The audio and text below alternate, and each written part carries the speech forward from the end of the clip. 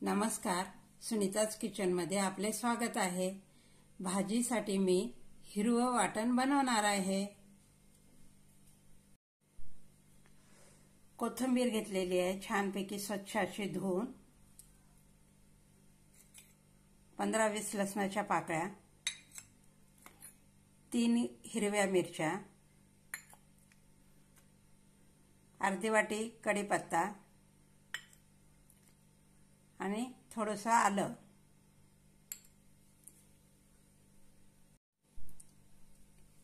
मिक्सरचं भांडं घेतलेलं आहे, त्यामध्ये कोथिंबीर घालूया। असे देठासकट कोथिंबीर घ्यायची छानपैकी।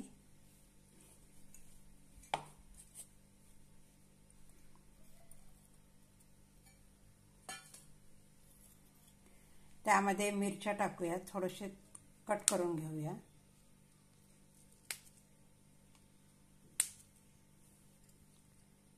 आलं घालूया, लसूण पाकळी घालूया आणि कढीपत्ता।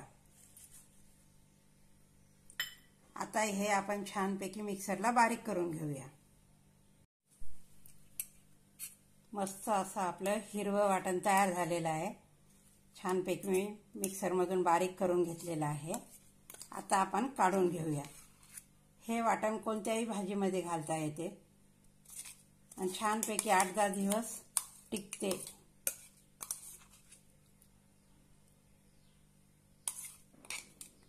त्यामुळे भाज्या लवकर बनवता येतात।